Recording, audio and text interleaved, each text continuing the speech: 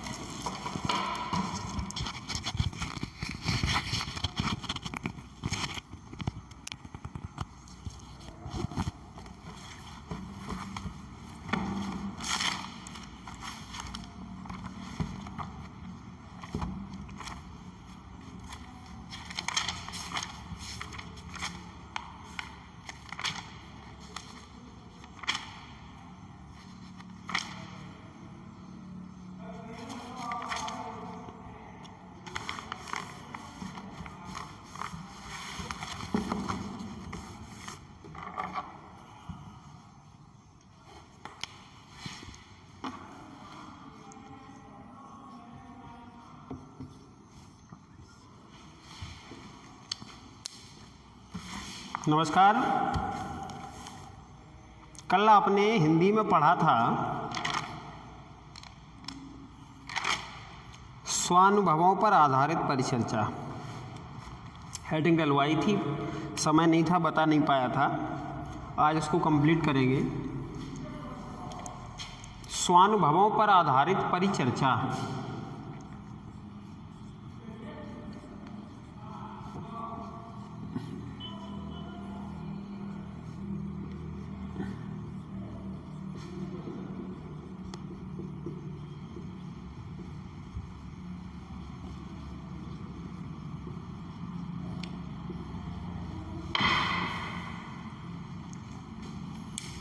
देखिए इसमें क्या है, कक्षा के अंतर्गत अध्यापक छात्रों में परिचर्चा कराता है। परिचर्चा की परिभाषा कल बताई थी, मिलजुल कर तालमेल के साथ संयोजन के रूप में छात्र जब किसी सब्जेक्ट पर, किसी विषय पर, किसी टॉपिक पर, किसी बिंदु पर सामूहिक चर्चा करते हैं, सामूहिक बातचीत करते हैं, सामूहिक तर्क वितर्क करते हैं और एक निश्चित दिशा की ओर बढ़ते हैं, तो इस प्रक्रिया का नाम परिचर्चा होता है। अब परिचर्चा में उन्होंने बिंदु दे दिया कि स्वानुभव। परिचर्चा तो करनी है, लेकिन काहे पर करनी है? निजी अनुभवों पर। तो जब बात निजी अनुभवों की आती है तो इसमें छात्रों की सृजनात्मकता को बढ़ाने का प्रयास किया जाता है। इसमें कोशिश की जाती है कि छात्र कल्पना करे, सोचे, विचारे, जोड़ जोड़ करके बोले, कुरेद कुरेद करके बोले, गहन चिंतन करे, चिंतन स्तर पर पहुंचे। इसमें छात्र किसी मेले में गया हो, नुमाइश में गया हो, किसी यात्रा पर गया हो, किसी पहाड़ पर घूमने गया हो, किसी नदी का भ्रमण किया हो, कभी नौका विहार किया हो, किसी अच्छे प्राकृतिक वर्णन को उसने, प्राकृतिक दृश्य को उसने देखा हो, जो उसने स्वयं देखा हो, उस पर वो चर्चा करे। तो ये अलग अलग स्तर, अलग अलग कक्षा में अलग अलग स्तर पर ये परिचर्चा होती है। लेकिन होता क्या है कि छोटे बालकों को गंभीर विषय नहीं दिए जाते हैं, छोटे बालकों को छोटे छोटे विषय दिए जाते हैं। कैसे? जैसे बालक छोटे छोटे हैं, प्राथमिक स्तर के हैं, तो बालकों से कहा जाता है कि आप मेला देखने के लिए गए थे, क्षेत्रीय मेला देखने के लिए गए थे, तो आपने मेले में क्या देखा? इस पर चर्चा करेंगे। पहले उनसे इस सब्जेक्ट पर लिखाओ, निबंध लिखें, इसके बाद उस पर चर्चा करें। तो चर्चा थोड़ी और सरल हो जाती है, उन्हें बोलने में थोड़ी सरलता महसूस होती है। उनसे आप कहिए कि आप ये बताइए मेला किसके साथ गए देखने, बहन के साथ, भाई के साथ, पिताजी के साथ, दादाजी के साथ, किसके साथ गए, कितने लोग गए, कौन कौन सी दुकानों पर तुमने घूमा, कौन कौन से झूले देखे, कौन कौन से झूले झूले, कौन कौन से खिलौने थे वहाँ, कौन कौन से खिलौने आपको पसंद आए, क्या क्या आपने खाया वहाँ, कौन कौन सी मिठाइयाँ थीं। तो इस प्रकार से कई प्रश्न बनते हैं, छोटे छोटे प्रश्न बनते हैं, मोटे मोटे प्रश्न बनते हैं, रोचक प्रश्न बनते हैं। तो उन प्रश्नों पर आधारित ही परिचर्चा रहती है। परिचर्चा के बीच में आप प्रश्न कर सकते हो। ये जो अभी आपको हमने क्वेश्चन बताए, इन क्वेश्चन को आप परिचर्चा के बीच में पूछ सकते हो, प्रश्न कर सकते हो। इससे क्या है, स्मृति का स्तर भी बढ़ता है, चिंतन स्तर भी बढ़ता है, और शब्द भंडार में यदि शब्द भंडार विकसित है तो बहुत अच्छी तरीके से छात्र अपने वर्णन को, अपने अनुभव को व्यक्त करता है। अच्छा, ये स्वानुभवों पर चर्चा है, तो स्वानुभव ये आएंगे कैसे? आएंगे तब जब बालक में या व्यक्ति में या अध्यापक में अनुभूति होगी। ये क्वालिटी अध्यापक में भी चाहिए, तभी तो छात्रों में विकसित हो पाएगी कि वो स्वानुभव पर चर्चा करा सके और एक सही दिशा की तरफ अग्रसर हो सके। तो इसमें थोड़ा सा ध्यान देने की बात है। एक बिंदु होता है अनुभूति,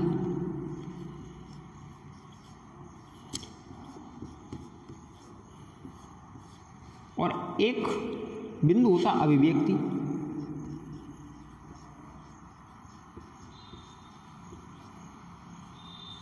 ये दो पक्ष हैं, अनुभूति पक्ष और अभिव्यक्ति पक्ष। अनुभूति पक्ष, ये जो पक्ष है, ये आंतरिक पक्ष है। आप जो अनुभव कर रहे हैं, जो विचार कर रहे हैं, जो सोच रहे हैं, जो मंथन कर रहे हैं, जो चिंतन कर रहे हैं, जो मनन कर रहे हैं, ये किसी को पता नहीं है, सिर्फ आपको पता है। ये अनुभूति पक्ष है, आंतरिक पक्ष है, इसलिए ये आंतरिक पक्ष है, क्योंकि ये और किसी को जानकारी नहीं इसकी। ये सिर्फ आपके मन मस्तिष्क में ये चिंतन और मथन हो रहा है कि आपने क्या देखा, क्या आपने दृश्य, कौन सा मेला देखा, कौन सी यात्रा, जो कुछ भी घटना घटित हुई है वो सब आपके मन मस्तिष्क में चल रहा है, चिंतन चल रहा है, सारी घटनाएं इकट्ठी हो रही हैं, और उन घटनाओं को क्रमबद्ध तरीके से आपका मस्तिष्क उनको क्रमबद्ध तरीके से अपने मस्तिष्क में सजा रहा है, इकट्ठा कर रहा है, एकत्रित कर। इसके बाद जब बात संप्रेषण की आती है, जब बात प्रदर्शन की आती है, जब बात अभिव्यक्ति की आती है, तो इसी अनुभूति को, यही अनुभूति जो वायवीय है, वायु की तरह है, अव्यक्त है, अदृश्य है, अमूर्त है, वही मूर्त हो जाती है अभिव्यक्ति पक्ष में आकर। मूर्त कैसे होती है? शब्दों के सहारे से। वही अनुभूति, वही घटनाएं, वही दृश्य शब्दों में भिगो करके, शब्दों में माड़ करके जब हम परोसते हैं, जब हम प्रदर्शित करते हैं, जब हम अभिव्यक्त करते हैं, संप्रेषित करते हैं, कम्युनिकेट करते हैं, तो वही अनुभूति अभिव्यक्ति बन जाती है। ये अनुभूति बीज की तरह है। ये बीज मन मस्तिष्क में बो दिया जाता है, और यही बीज एक समय अंतराल के पश्चात अभिव्यक्ति का वृक्ष बन जाता है। यही परिचर्चा का रूप है, यही संप्रेषण है। ये सारी बातें एक दूसरे से सब कनेक्ट हैं, और ये सब अनुभूति और अभिव्यक्ति पक्ष पर ही आधारित बातें हैं। तो ये अध्यापक, ये कुशलता अध्यापक में भी चाहिए, ये कौशल अध्यापक को भी चाहिए, और ये कौशल बालकों को भी चाहिए। अध्यापक के पास जब ये कौशल होगा कि अनुभूति को अभिव्यक्ति में कैसे बदलें, तभी वो बालकों में इस बात को, इस कौशल को ट्रांसफर कर सकता है। स्वानुभव, बात स्वानुभव की कर रहे हैं। अभी तक आप दूसरों के अनुभवों पर चर्चा करते रहे हैं, लेकिन बात जब आए कि अपने अनुभवों पर चर्चा करो तो कैसे करें, तो इसके लिए अनुभूति पक्ष जड़दार हो, अनुभूति पक्ष मजबूत हो, सुदृढ़ हो, तभी आप अभिव्यक्त कर पाएंगे। तो अनुभूति पक्ष कैसे मजबूत बनेगा, अनुभूति पक्ष कैसे दमदार बनेगा, इसके लिए आपको श्रवण कौशल बताया था। आप बच्चों का कौशल का विकास करिए। आप इस तरीके से अध्यापन कार्य कराइए कि बच्चे आपकी बात को गौर से सुने, एकाग्रता से सुने, नहीं सुन रहे हैं, उन्हें सब्जेक्ट अच्छा नहीं लग रहा, उन्हें विषय अच्छा नहीं लग रहा, तो आप कहानी से स्टार्ट करिए। इसीलिए आपका सिलेबस भी कहानी से ही स्टार्ट होता है। आप कहानी से स्टार्ट करिए, आप कविता से स्टार्ट करिए, आप गीत से स्टार्ट करिए, आप चुटकुले से स्टार्ट करिए, आप व्यंग से शुरुआत करिए, आप किसी भी तरीके से शुरुआत कर सकते हो, बशर्ते वो वैलिड तरीका हो, वो मर्यादित तरीका हो, वो एक नैतिक तरीका हो। आप रेडियो से स्टार्ट कर सकते, आप टेलीविज़न से, आप प्रोजेक्टर से स्टार्ट कर सकते हो, किसी भी रोचक तरीके से। इसीलिए रोचक प्रसंग आपको पढ़ाए गए, ये सब एक दूसरे से जुड़ी हुई बातें हैं जितने भी आपको सिलेबस में पढ़ाई जाएंगी, सब अभिव्यक्ति के लिए हैं। अभिव्यक्ति को सशक्त बनाने के सब तरीके हैं, जितना भी सिलेबस है सारा इसी का अनुकरण कर रहा है। अभिव्यक्ति का सभी जितने भी बिंदु हैं अभिव्यक्ति पक्ष को मजबूत बनाने के लिए बनाए गए। बड़ी सरल सी बात है। कहानी से स्टार्ट करिए, गीत से स्टार्ट करिए, कविता से स्टार्ट करिए, दोहे से स्टार्ट करिए, कोई भी सब्जेक्ट, एकलव्य की कहानी से स्टार्ट करिए, ध्रुव प्रहलाद की कहानी से स्टार्ट करिए।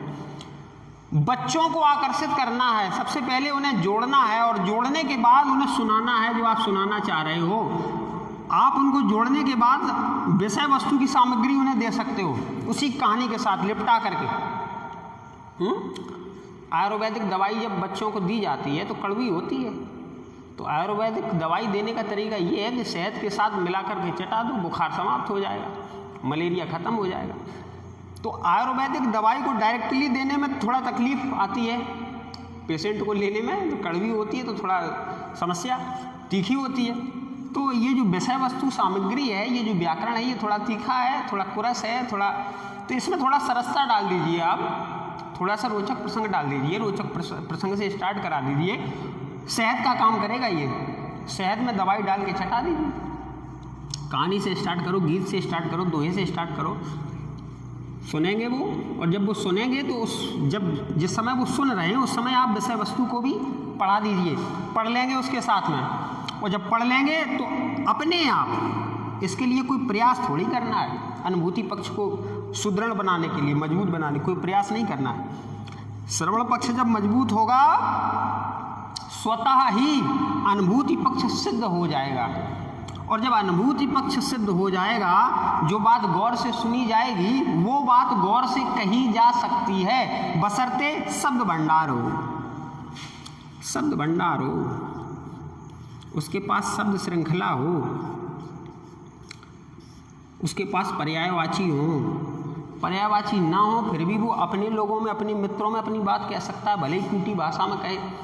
जरूरी नहीं है साहित्यिक शब्दावली का प्रयोग करे, जरूरी नहीं है परिमार्जन शब्दावली का प्रयोग करे, अपनी देशज प्राकृतिक भाषा में अपनी बात को व्यक्त कर सकता है कि नहीं कर सकता है। तो कक्षा का माहौल इतना सहज बनाइए, इतना साधारण बनाइए कि बालक अपनी बात को निर्द्वंद, निर्भीक, निसंकोच होकर सबको सुना सके, अपने तरीके से, अपने अंदाज में, घरेलू तरीके से। तो धीरे धीरे अपने अंदाज में सुनाएंगे, और फिर वो रोजाना 10, 12, 20 शब्द लिखें और उनको प्रयोग करें शब्दों में, शब्द भंडार सुदृढ़ हो जाएगा, अभिव्यक्ति पक्ष नंबर 1 का हो जाएगा, संप्रेषण नंबर 1 का हो जाएगा। ये सब परिचर्चा के अंग हैं। इसलिए अच्छा, अब स्वानुभवों पर आधारित परिचर्चा करानी कैसे है, तो स्वानुभवों पर चर्चा के लिए एक भाषा शिक्षक द्वारा जो प्रयास किए जाते हैं वो इस प्रकार है। दृश्य वर्णन, किसी बच्चे से कहो तुमने कुछ देखा है, आकाश देखा है कभी, आकाश में इंद्रधनुष देखा है कभी, खेतों की हरियाली देखी है कभी, मेट्रो ट्रेन देखी है कभी, जो कुछ भी उन्होंने देखा है अपने जीवन में घटित घटनाओं को, दृश्य को, कहो कि उसका वर्णन करिए। 10 पंक्तियों में करो, 5 पंक्तियों में करो, नहीं समझ में आ रहा 2 पंक्तियों में करो, दृश्य वर्णन करो, यात्रा वर्णन करो। कहीं भी घूमने गए हो, किसी किले पे घूमने गए हो, किसी पर्वत पे घूमने गए हो, किसी नदी के किनारे पर टहलने के लिए गए हो, वहाँ क्या महसूस हुआ, कैसा लग रहा था, उसको सोचो, समझो, वही अनुभूति पक्ष है। उसको पहले सोचो, चिंतन करो, इसके बाद उसको शब्दों में परिवर्तित करो, अभिव्यक्त करो, घटना वर्णन करो। तो ये दृश्य वर्णन से, यात्रा वर्णन से और घटना वर्णन को प्रयोग में ला करके स्वानुभवों पर आधारित परिचर्चा कराई जाती है। परिचर्चा से फायदे क्या होते हैं, इसको पॉइंट वाइज आपको सुनाते जाएंगे।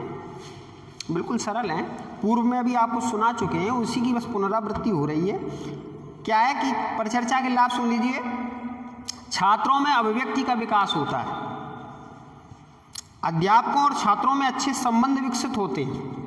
परिचर्चा जब होगी तो घुल मिल जाएंगे, स्वार्थ बढ़ेगा, आंतरिक संबंध अच्छे होंगे, आंतरिक संबंध अच्छे होंगे तो विकास होगा। छात्र संकोची व्यवहार और डरने की प्रवृत्ति से बाहर आ जाते हैं। छात्रों की सबसे बड़ी समस्या है कि वो बोलने के लिए तैयार नहीं होते, वो सुनाने के लिए तैयार नहीं होते। जानते सब कुछ, याद सब कुछ, कहते हैं कि हम लिख देंगे लेकिन हम बोलेंगे नहीं, हम सुनाएंगे नहीं, हमें याद नहीं। ऐसा चूँकि संकोच की वजह से ये नैसर्गिक एक समस्या है, ये मनोवेग है, मनोविकार है, ये सभी में होता है लगभग। तो ये परिचर्चा इसीलिए कराई जाती है, ये मनोविकार समाप्त हो जाए, इस मनोविकार को धुलना पड़ता है। छात्रों में आत्मविश्वास जागृत होता है, छात्रों को विषय वस्तु की पूरी जानकारी प्राप्त होती है। छात्र कक्ष के निश्चित वातावरण से बाहर आते हैं, थोड़ा इधर उधर का थोड़ा जो सिलेबस है उसके अलावा भी कुछ पढ़ने को सीखने को मिलता है, बौद्धिक विकास, सर्वांगीण विकास होता है। तो वही घिसे पिटे माहौल से बाहर निकल कर के बालक बहुत कुछ सीखता है। छात्र कक्ष के निश्चित वातावरण से बाहर आते हैं, छात्रों में तर्क शक्ति का विकास होता है, छात्र मानसिक रूप से क्रियाशील रहते हैं।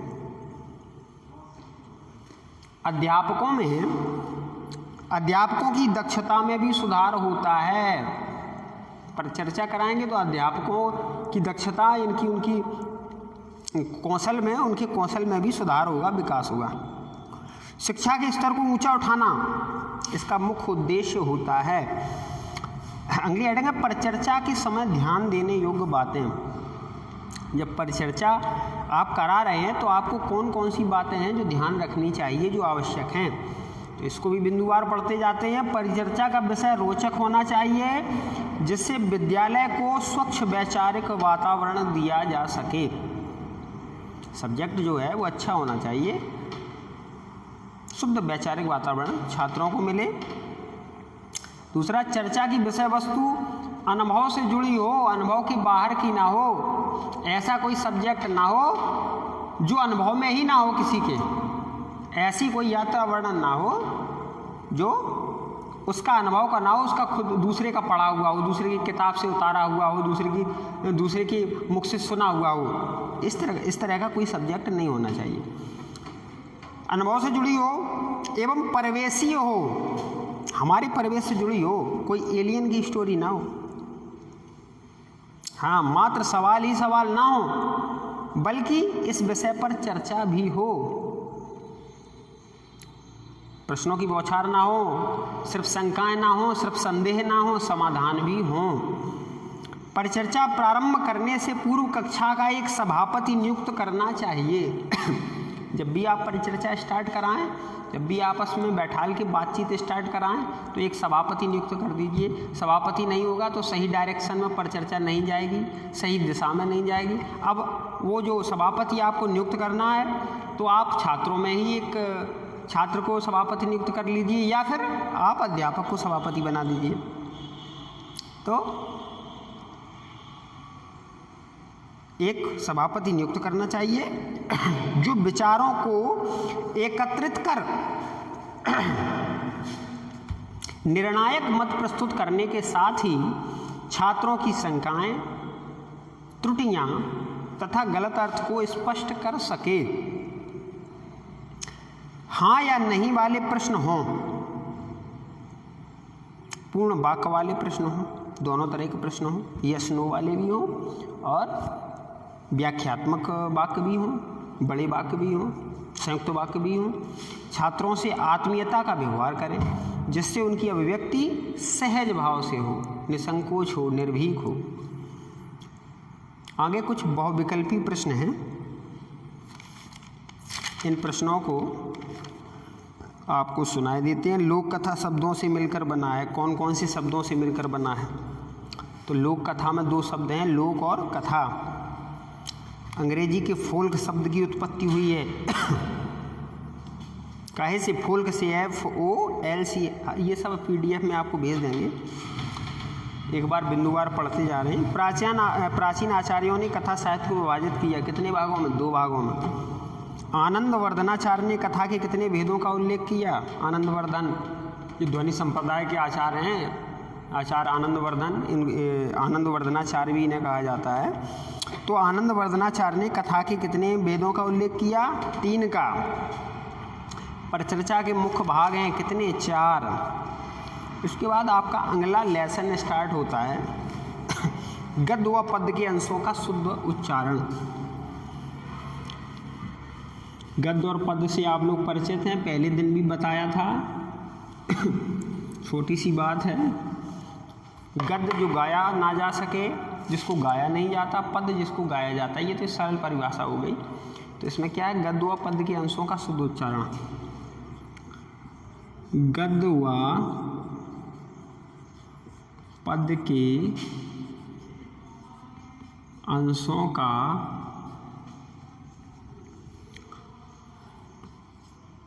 शुद्ध उच्चारण।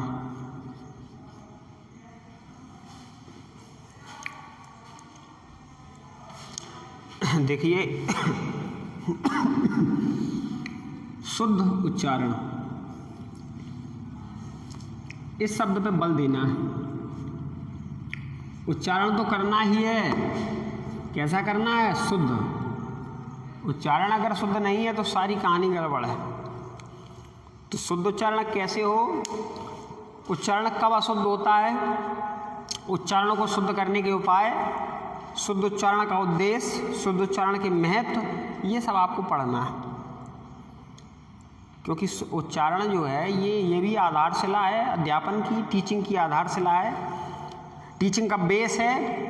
उच्चारण अगर आपने गलत कर दिया, बच्चे गलत सुनेंगे, ज़िंदगी भर गलत बोलेंगे और कहेंगे कि हमारे टीचर ऐसा बोलते थे इसलिए हम भी बोलते हैं। क्योंकि बालक टीचर को आदर्श मानते हैं। जो टीचर बोलेगा वही बालक करेंगे, जो टीचर करेगा वही बालक करेंगे। बालक टीचर का अनुकरण करता होता है, अनुसरण करता होता है, उसकी नकल करने वाला होता है। तो टीचर का उच्चारण शुद्ध हो, बालकों का उच्चारण शुद्ध होगा, बालकों का उच्चारण शुद्ध होगा, एक जनरेशन का उच्चारण शुद्ध होगा, माता पिता का उच्चारण शुद्ध होगा, तभी बालकों का उच्चारण शुद्ध होगा। तो शुद्ध उच्चारण का ही अध्यापन में विशेष महत्व है, बेस है, आधार है। इसलिए शुद्ध उच्चारण का जो चैप्टर है आपको ध्यानपूर्वक पढ़ना होगा, समझना होगा। क्या है शुद्ध उच्चारण? शुद्ध उच्चारण का अर्थ है मानक उच्चारण। शुद्ध उच्चारण का अगर एक लाइन में अगर परिभाषा करें तो शुद्ध उच्चारण का तात्पर्य है मानक उच्चारण। वह उच्चारण जो मानक हो।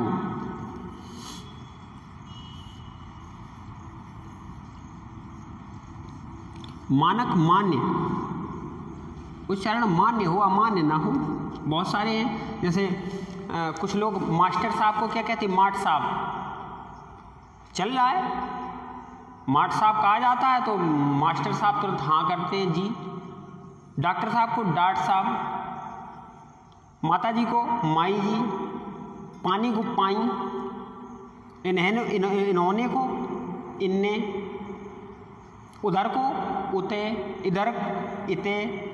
ये तमाम शब्द, देशज शब्द जो हमें हमारी स्थानीय भाषा में प्राप्त होते हैं, सारे अमान्य हैं, सारे अमानक हैं। जो अमानक है वो अशुद्ध उच्चारण है, जो मानक है वो उच्चारण है। तो हमें हमारे अमान्य अमानक शब्दों को मानक बनाना। जब तक उच्चारण मानक नहीं है तब तक आपकी भाषा नहीं है, और जब तक आपकी भाषा नहीं है तो कुछ नहीं। भारतेंदु तो हरिश्चंद्र क्या कहते हैं? निज भाषा उन्नति आए सब उन्नति को मूल, बिन निज भाषा ज्ञान के मिटे नहीं को सूल। भाषा के बारे में तो तमाम विद्वानों ने तमाम बातें कही हैं, हालांकि भाषा पर विशेष चर्चा नहीं है। यहाँ सिर्फ शुद्ध उच्चारण पर चर्चा है, इसलिए उच्चारण को आप समझिए। अपनी भाषा को मान्य बनाना है, अपनी भाषा को देशज से निकालना है, अपनी भाषा को तद्भव से निकालना है, तत्सम के स्तर पर लाना है। अपनी भाषा को पथभ्रष्ट अपभ्रंश से निकालना, परिमार्जित में लाना है। अपनी भाषा को अशुद्धता से निकालना है, शुद्धता में लाना है। तो ये प्रक्रिया लंबी प्रक्रिया है, ये एक दिन में उच्चारण किसी का शुद्ध नहीं होगा, एक दिन की क्लास में उच्चारण किसी का शुद्ध नहीं होगा। इसके लिए रोजाना सुनने, श्रवण की और अभ्यास की ज़रूरत है। इसमें पेन कागज़ की ज़रूरत है। आप बैठिए, अच्छे शब्दों का लिखिए, व्याकरण सम्मत वाक्यों को लिखिए। आप रोजाना साहित्यिक पुस्तकों को पढ़िए, साहित्यिक अभिलेखों को पढ़िए, संपादकीय अखबार आप लोग पढ़ते हैं, न्यूज़पेपर में संपादकीय को पढ़िए। तब आपकी भाषा मानक बनेगी, तब आप अध्यापक के अध्यापन कार्य करने के योग्य होंगे। तभी आप विद्यार्थियों में शुद्ध उच्चारण की स्वस्थ आदत को डाल सकते हो। जब आपका उच्चारण शुद्ध होगा, टीचर का अगर उच्चारण शुद्ध हो गया तो बालकों का उच्चारण जीवन भर शुद्ध रहेगा और ये बालकों के लिए अभिशाप हो जाएगा। इसलिए शुद्ध उच्चारण का अर्थ मानक उच्चारण से होता है। क्षेत्रीय उच्चारण संप्रेषण की दृष्टि से प्रयोग करते हैं, परंतु भाषा तथा लेखन की दृष्टि से शुद्ध नहीं मानते हैं। उच्चारण का अर्थ केवल ध्वनियों अथवा वर्णों के उच्चारणों से नहीं होता है, अपितु शब्दों तथा वाक्यों के स्तर से भी होता है। आप सोच रहे हो कि सारी बर्तनी सही हमने बोल दी, सही लिख दी तो उच्चारण शुद्ध हो गया ना। शुद्ध उच्चारण के लिए क्या है, बर्तनी तो सही होनी ही चाहिए शब्द के स्तर पे। फिर शब्दों का इस्तेमाल भी कर्ता क्रिया कर्म के अनुसार शुद्ध होना चाहिए, उनका क्रम सही होना चाहिए। बर्तनी मतलब स्पेलिंग तो सही हो, उनकी मात्राएं तो सही हो ही, ये तो शर्त पहली है। इसके बाद शब्दों का क्रम भी सही होना चाहिए। तो शब्दों का क्रम जब सही होगा तो वाक्य सही होगा, जब वाक्यों का क्रम सही होगा तो एक पैराग्राफ पूरा सही शुद्ध निकल करके आएगा। तो वाचन की प्रक्रिया में शुद्ध उच्चारण तथा लेखन में शुद्ध वर्तनी का विशेष महत्व है। व्याकरण से भी दुगना महत्व उच्चारण का है, याद रखिए। व्याकरण से भी दोगुना महत्व उच्चारण का है। आप अगर शुद्ध उच्चारण कर रहे हो तो आप सही दिशा में जा रहे हो और सही दिशा में ले जाने वाले हो। उच्चारित ध्वनियों के मौखिक रूप को अक्षर, अभी आपको एक दिन चार्ट बताएंगे, आपको पूरा वर्गीकरण बताएंगे वर्णमाला का, कौन सा वर्ण कैसे बोलना है, कौन सा वर्ण किस अंग उपांग से उच्चारित हो रहा है। ऐसा तो नहीं कि ओष्ठ वाला वर्ण आप दंत से प्रयोग कर रहे हो, दंत वाला वर्ण आप ओष्ठ से प्रयोग कर रहे हो। कौन सा पश्च है, कौन सा मध्य है, कौन सा अग्र है, कौन सा नासिक, कौन सी ध्वनियाँ नासिक हैं, कौन सी अल्प प्राण है, कौन सी ध्वनियाँ महाप्राण हैं, कौन सी ध्वनियाँ मूर्धन्य है। ये सारा वर्गीकरण एक बार में एक सरल तरीके से आपको बता देंगे। ये सब प्रयोग में आपको लाना है और बच्चों से प्रयोग कराना है और बच्चों को ये सब सिखाना है। ये सब बेस है, ये सब आधार है। ये सब समझ में अगर आपको आ गया तो हिंदी आपकी सुदृढ़ हो गई, हिंदी आपकी निष्ठ हो गई। व्याकरण से भी दुगना महत्व उच्चारण का है। उच्चारित ध्वनियों के मौखिक रूप को अक्षर तथा लिखित रूप को वर्ण कहा जाता है। जो मौखिक रूप में बोला जाता है वो तो अक्षर है, लेकिन उसी अक्षर को जब हम लिख देते हैं, लिप्यंतरण कर देते हैं, पेन का इस्तेमाल और कागज़ का इस्तेमाल कर देते हैं ध्वनि के रूप में, तो फिर क्या हो जाता है, उसी अक्षर को वर्ण कहा जाता है। शुद्ध उच्चारण का महत्व, दो बिंदु शुद्ध उच्चारण के महत्व पर। मौखिक भाषा में उच्चारण का विशेष महत्व है, क्योंकि उच्चारण की अशुद्धता से अर्थ का अनर्थ हो जाता है। भाषा का प्राथमिक क्षेत्र मौखिक ही था, इसलिए शुद्ध उच्चारण को विशेष महत्व दिया जाता था। भाषा सीखने में उच्चारण की अशुद्धियाँ बहुत बाधक होती हैं। शुद्ध अक्षरक उच्चारण ही भाषा के ज्ञान का प्रथम चरण है। आज की क्लास यहीं तक, और कोशिश करेंगे कि कम समय में आपका सारा सिलेबस कंप्लीट हो जाए। नमस्कार।